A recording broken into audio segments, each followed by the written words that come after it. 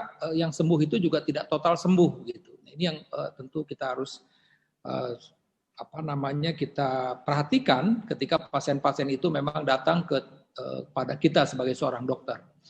Nah, jadi kalau kita lihat lagi nih macam-macam, ada istilah long COVID, post COVID syndrome, ya, post acute COVID-19 syndrome. Tadi Prof. Faisal secara jelas ya sudah menggambarkan mengenai hal ini. Dan nanti ada beberapa hal yang saya akan stres secara khusus, dan juga ada yang menyebut sebagai long haulers syndrome. Jadi macam-macam kalau kita lihat di googling di PubMed misalnya, ini bisa muncul seperti ini.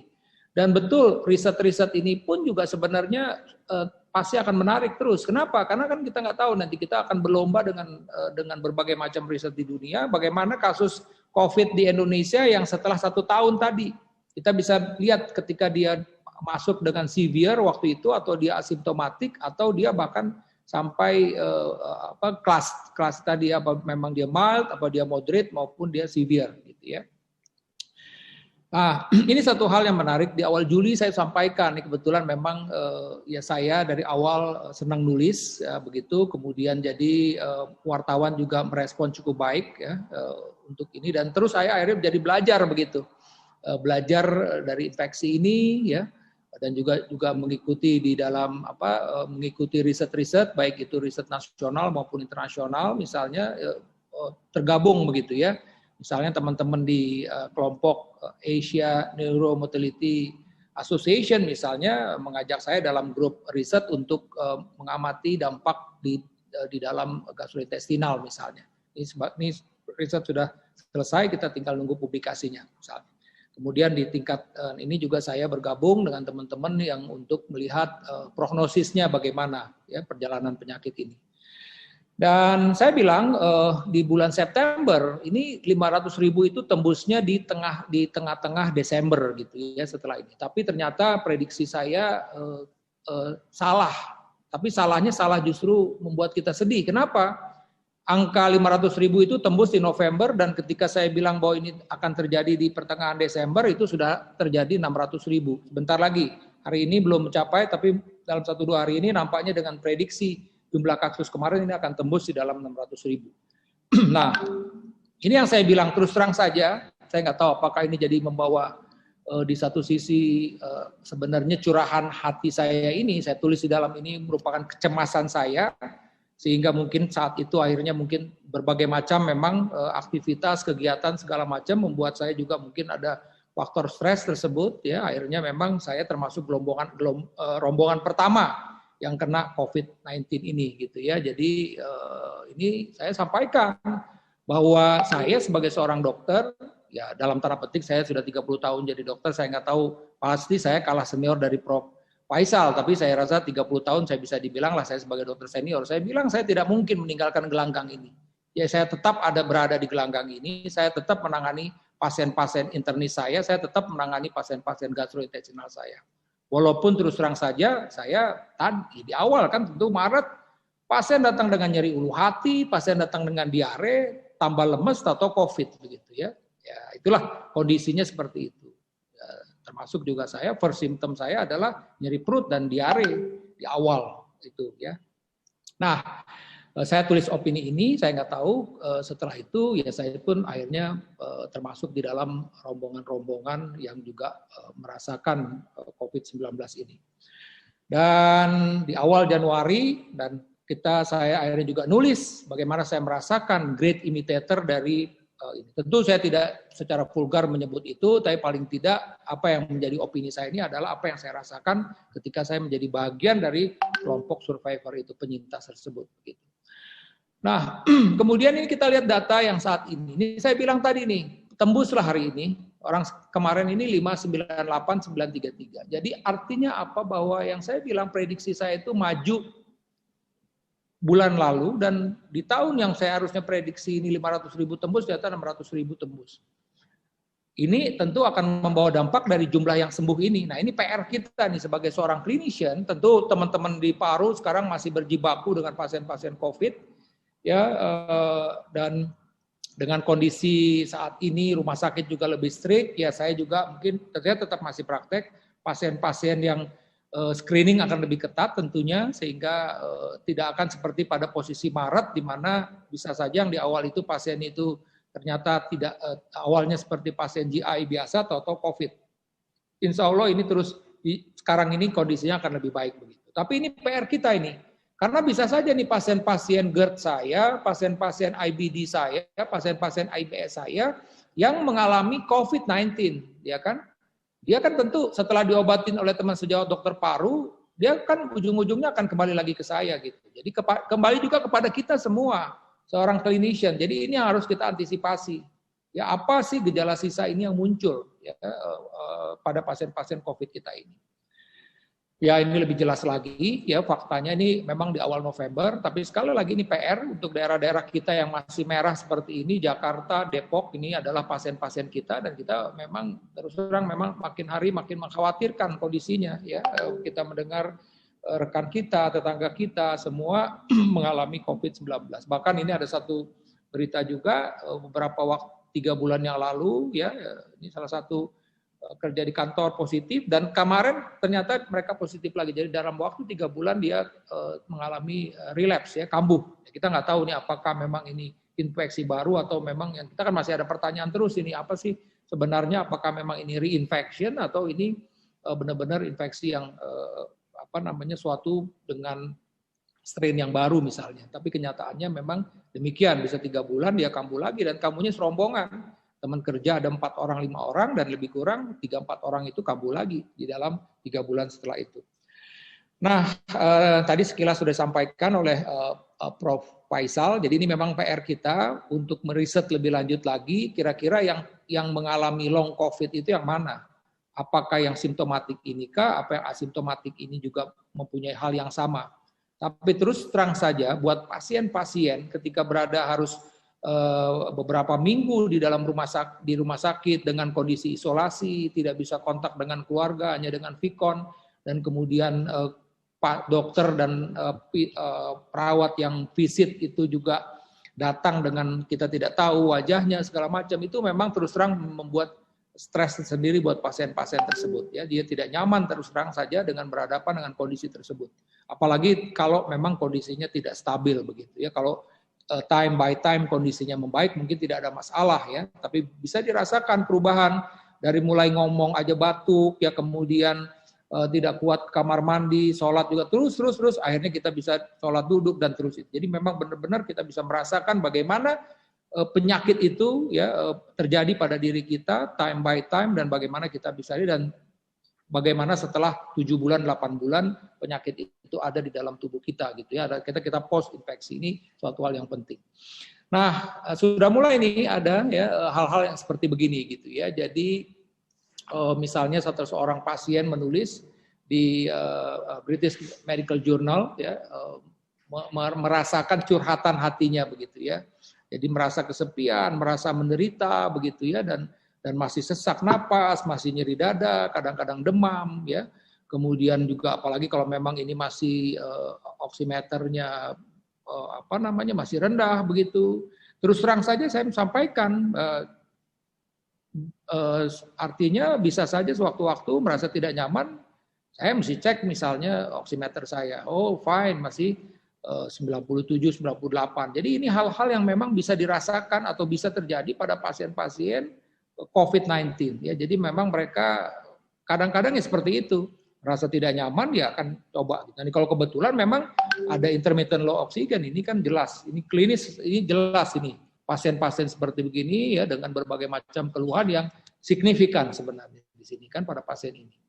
Dan kemudian juga lanjutan daripada komentar daripada ini, artinya memang akhirnya ya dokter memang harus memberi perhatian lebih kepada pasien-pasien yang mengalami long term sequelae ini sesuai dengan judul kita ini ya. Jadi memang perlu kita lihat lagi apakah ini memang karena faktor psikosomatik atau memang sebenarnya ada penyakit pada pasien tersebut begitu. Jadi ini hal-hal yang memang harus tugas kita sebagai seorang dokter dan tentu kita harus menunggu juga riset-riset mengenai hal tersebut begitu ya. Nah, ini tadi sudah disebutkan oleh Prof. Faisal mengenai definisi ini dan masih dirasakan, dan ini kebetulan kalau Green Hold menyebut 12 weeks ya, 20 12 weeks ya, bagian dari post akut ini ya. Oke, nah kemudian tadi pertanyaannya ya kan, apakah memang gejala-gejala ini memang menjadi kelanjutan dari penyakitnya atau ini memang suatu gejala sisa ya, dan atau memang gejala itu baru muncul begitu ya. Nah kalau saya terus terang aja beberapa pasien-pasien memang dampak dari obat ya, jadi akhirnya setelah sembuh dia dari COVID-nya, kemudian memang sebenarnya juga sudah ada masalah dengan lambungnya, mahnya, dan dia masih merasakan sampai sekarang gitu.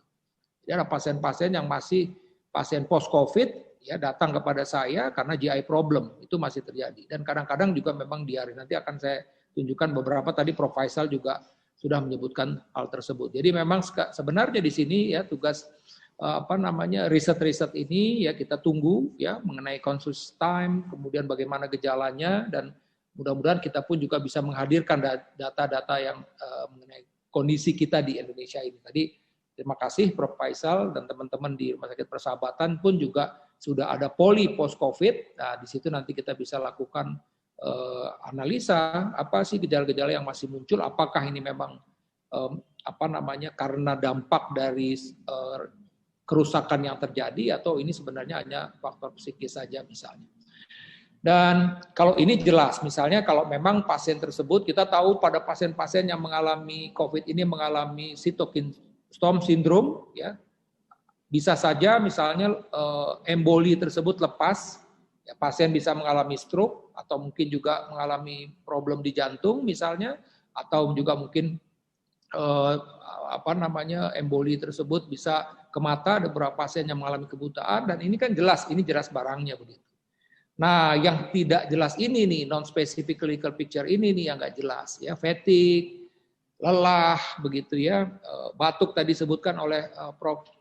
Faisal, atau memang dia meriang tapi juga diukur suhunya itu tidak demam begitu ya. Kemudian juga tadi gejala-gejala GI ya seperti GERD-nya meningkat, kemudian juga masih sakit mahnya, kemudian kadang-kadang diare. Nah, ini tadi nih, ini yang artinya apakah memang tadi, kalau ini sih jelas memang secara organik itu ada barangnya begitu ya, atau tadi mungkin fibrosis, saya nggak tahu, nanti kita bisa diskusi lebih lanjut.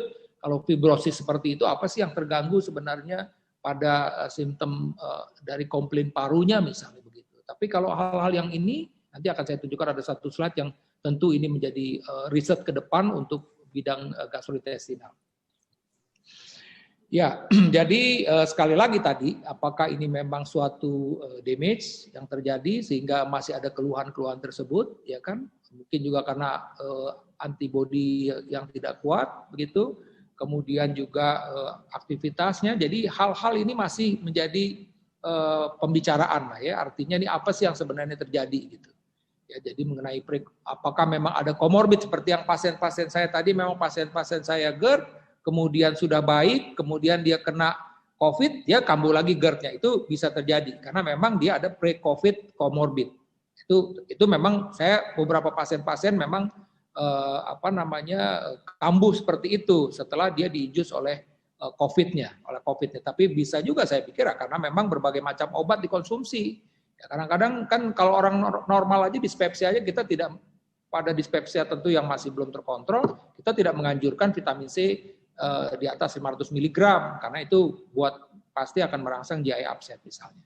Nah, pada kondisi pasien dirawat kan azitromisin ya, kemudian juga dulu waktu masih ada hidrokloroquine masih dikasih kloroquine, tambah lagi vitamin C dosis tinggi ya, bahkan yang 1000 begitu ya diberikan misalnya ya. Kemudian lagi ada hal-hal seperti ini, belum lagi tadi pasien itu masih artralgia, memang terus terang saja tidak nyaman.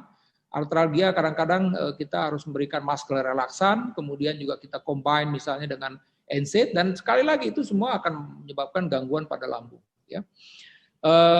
Dan ya faktor psikis saya rasa ini juga harus menjadi perhatian, jadi teman-teman psikiatri bisa melihat ini. Nah, ini ada satu artikel yang cukup menarik ya di British Medical Journal, bagaimana sih memanage post akut COVID ini pada primary care ya. Jadi tentu ini disebutkan bahwa sampai saat ini kan kita bisa bilang bahwa first 3 weeks ini ya ini sebagai awalnya, kemudian nanti kita lihat tadi disebutkan 12 minggu, dan disebutkan juga bahwa sekitar 10% pasien-pasien ini mengalami prolonged illness tadi. Ya, kalau tadi angka kita ambil contoh aja, let's say angka kita yang sudah sembuh hampir 500.000. Berarti kan kalau 10%-nya ada 50.000 pasien-pasien yang memang masih ada gejala sisa. Ya, kita mudah-mudahan tidak berharap ini angka kita terus naik seperti begini, ya naiknya juga luar biasa. Yang saya bilang prediksi 500.000 itu di pertengahan Desember, ternyata di pertengahan Desember 600.000. Ya kita tidak berharap. Karena apa tadi? Number ini akan menjadi semakin, persentase ini akan meningkatkan number tadi. Kan kalau oke lah kita 1 juta, ya berarti ada 100.000 orang yang akan mengalami prolonged illness setelah COVID ini. Ya. Nah kemudian juga tadi ada yang memang hilang sama sekali. Gitu ya, tapi juga masih ada keluhan tersebut. Nah, jadi yang tadi nih memang mestinya kita yakinkan kepada pasien-pasien tersebut yang memang merasa sesak napas, udah ukur aja pulse oximeter. Kalau normal ya udah aman, mestinya itu mungkin bukan sesak karena memang problem di paru. Tadi itu teman-teman di paru nanti kita akan review lebih lanjut seperti ini. Hanya salah satu untuk meyakinkan. Kadang-kadang misalnya pasien-pasien saya sakit mah sudah lama, saya bilang mau takut endoskopi, Bu, endoskopi bisa jadi pengobatan. Maksudnya apa? Setelah saya endoskopi, Bu, ini normal, nggak ada ketemu apa-apa, saya di endoskopi itu bagi pengobatan, besok sembuh itu pasiennya. Karena dia yakin sudah di endoskopi tidak ketemu apa-apa. Mungkin ini juga bisa bagian dari kita mentreatment pasien-pasien yang mungkin karena post traumatik karena COVID akhirnya mengalami simptom-simptom psikosomatik seperti begini ya. Oke. Nah ini ada studi juga di King's College London yang menunjukkan bahwa dengan perjalanan waktu memang gejala-gejala itu semakin berkurang gitu ya. Jadi simptom-simptom itu berkurang. Tentu kita berharap demikian. Makanya angka 10% itu muncul mungkin kan juga baru 3 bulan, 6 bulan. Kita belum tahu 1 tahun apakah memang turun terus, kita berharap memang berkurang sama hilang sama sekali. Cuman kan kita tidak tahu sampai berapa lama ini akan bertahan. Nah, ini ada satu website yang saya juga coba ternyata kemarin ketemu begitu, dan ini kelompok orang-orang yang memang masih merasakan long COVID ini. Jadi ada yang bilang kehilangan memori ya. Pada satu kesempatan saya talkshow dengan Pak Wali Kota Bogor. Kita tahu Pak Wali Kota Bogor juga lebih kurang sekitar 3 mingguan dirawat. Ya, saya rasa mungkin saya nggak tahu ya, tidak tahu bagaimana klinisnya. Tapi kalau kita lihat 21 hari ya paling tidak moderate lah gitu ya, mild to moderate. Beliau bilang saya lupa dok kalau yang saya bilang apa aja Pak yang masih ada gejalanya nih sekarang. Nih kebetulan waktu itu dia menyampaikan saya lupa nama-nama orang katanya begitu. Jadi nama orang saya tahu tapi lupa menyebut. Ini salah satunya. Mudah-mudahan dengan perjalanan waktu ini akan semakin hilang gitu ya. Nausea ini saya bilang problem GI ya, masalah neurologi ya, kemudian tight chest ya, mungkin merasa tertekan begitu, takikardi ya, sesak napas, dizziness, goyang-goyang ya, brain fog, kemudian ya, batuk ya. Ini relatif lah ya, nightmare ini bagaimana perawatan. Tapi memang terus terang saja minggu-minggu pertama kita tidak nyaman tidur terus terang saja. Karena ya berbagai macam lah situasi kan, ya kita biasanya berinteraksi, segala macam, ini harus terkurung, ya tidak bisa ngapa-ngapain, tidak bisa aktivitas, belum lagi kemudian ketika bergerak saja sudah susah, sesak napas, atau tidak merasakan sesak napas, tapi rasa terengah-engah misalnya, ya palpitasi, ya insomnia, headache. Jadi ini hal-hal yang masih, jadi mereka bilang kami ini masih sakit, gitu. Ya kami masih sakit walaupun disebutkan. Dan sebagian dari mereka juga nggak mau kembali bekerja. Mohon maaf, saya juga ada satu pasien, ya spesialis terus terang saja, positif COVID kira-kira 3 bulan yang lalu. Sekarang ini ada problem GI. Saya bilang dokter masih praktek nggak? Saya belum kuat, belum siap praktek. Itu salah satu contohnya. Artinya apa? Itu tadi itu bahwa dia ya salah satunya terlepas berbagai macam alasan, dan nanti kan saya udah umur segala macam itu lain lagi ceritanya. Tapi paling tidak kita menemui pasien-pasien yang seperti demikian. Ya bahwa memang mereka ya merasa tertekan untuk kembali lagi bekerja. Apalagi kalau lihat kondisinya seperti saat ini masih merah, pasien masih banyak yang positif, tentu itu juga akan membuat kita juga takut ragu untuk bekerja. Nah, ini saya coba buka apa yang disampaikan 8 Desember ini baru, ya ini mungkin udah berubah lagi. Dulu waktu sama saya talkshow mungkin kira-kira 2 bulan yang lalu Pak Wali Kota menyebutkan lupa nama-nama dan meriang betul. Ya dia menyebutkan meriang dan sampai sekarang pun dia masih meriang meski sudah. Jadi memang terus terang saja, apalagi ketika dengar teman atau segala macam, serem ya dengan teman yang positif itu memang ada timbul rasa meriang. Meriang ini kan bahasa yang awam tapi memang merasa tidak nyaman gitulah, ya dan mudah lelah begitu. Disebutkan 2 hal ini yang dirasakan oleh Pak Wali Kota. Ya, ini contohnya. Nah, kebetulan kami, ini saya beberapa teman ya melakukan ini memang di awal nih saya juga penasaran apa sih dampaknya buat dokter gitu loh. Jadi kita melakukan iDocs Indonesia Doctor Survivor unpublished. Saya dapat 358, mudah-mudahan ini kalau yang belum bisa dilihat di Facebook saya kalau mau ikutan ini ya, saya juga dikirim di media sosial, angkanya masih segini. Ada 108 dokter spesialis yang ikut, ini semua survivor. Dan mereka ini 42% itu dengan risiko tinggi, ya. Jadi artinya mereka ini bekerja dengan risiko tinggi. Tentu tadi ya bisa dengan endoskopi, kemudian juga dokter paru yang ketemu atau mungkin juga bekerja dengan ruang isolasi, begitu ya.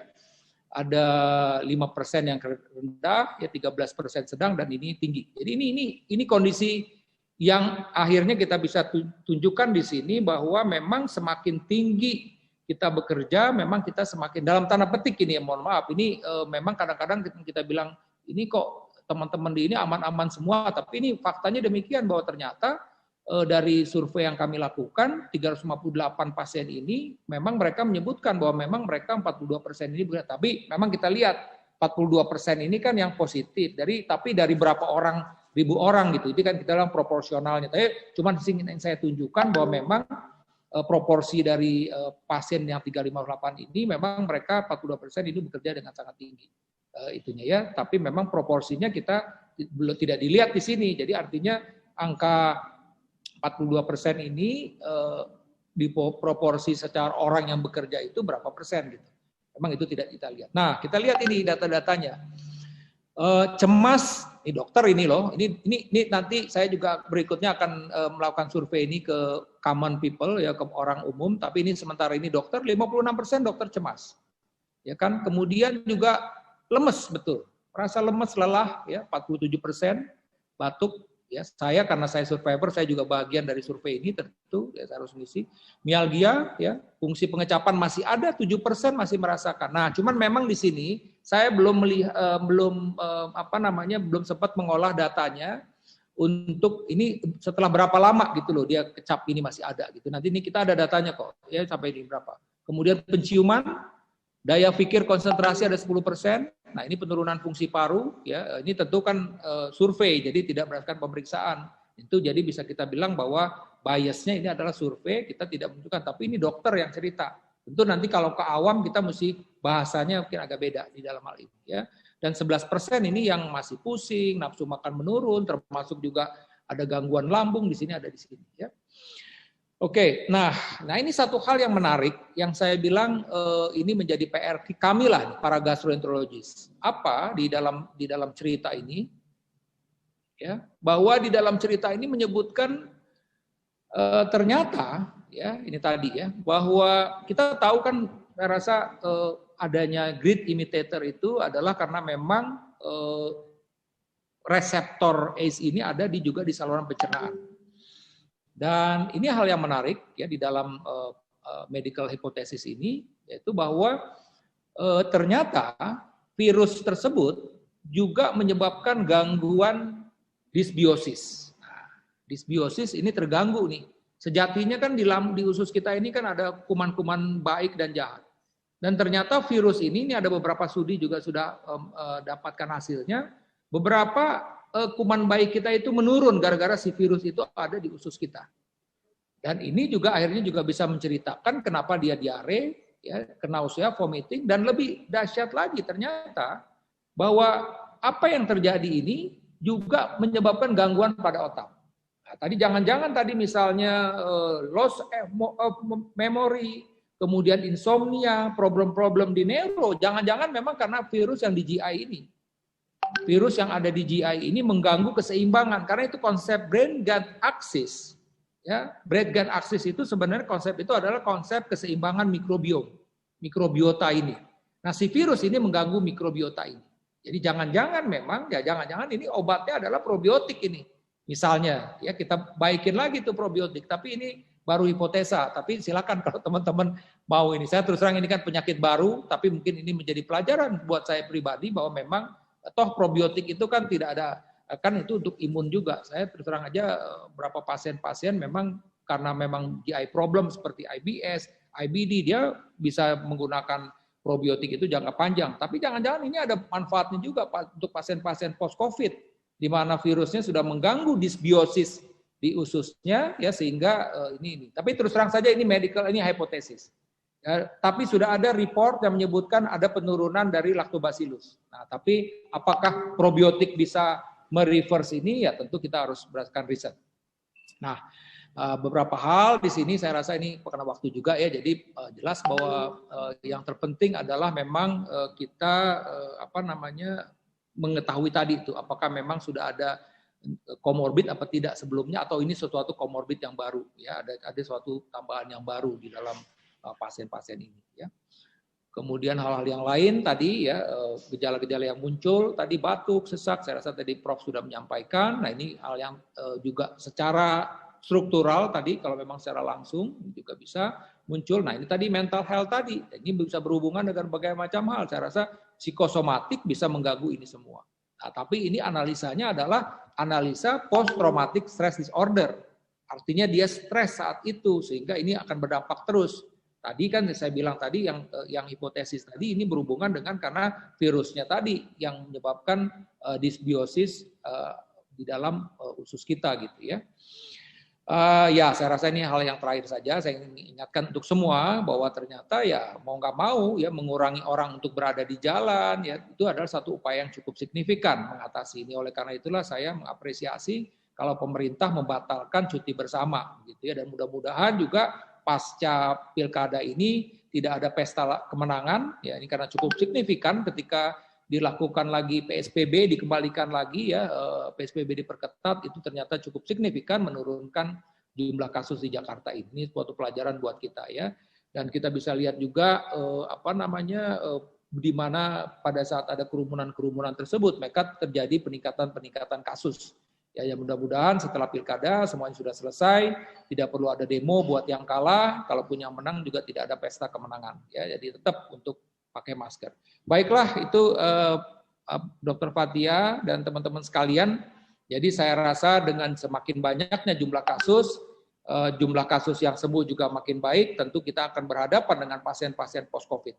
Long COVID atau post-COVID ya merupakan suatu keadaan yang memang harus diantisipasi, dan ini pasti akan mengganggu kualitas dari hidup dari pasien tersebut, termasuk juga saya bilang mengganggu pekerjaan. Karena itulah maka kita harus lalu mengingatkan biar di hulunya ini kita bisa kurangi sehingga pasien yang positif juga berkurang ya, sehingga pasien yang tentu di jumlah yang sembuh karena COVID juga bisa berkurang. Lebih dari itu saya mohon maaf. Assalamualaikum warahmatullahi wabarakatuh. Ya, waalaikumsalam warahmatullahi wabarakatuh. Terima kasih Prof. Ari atas paparannya yang sangat menarik, dan Prof. Ari sendiri sangat menyuai ya. Alhamdulillah Prof. Ari adalah seorang penyintas COVID.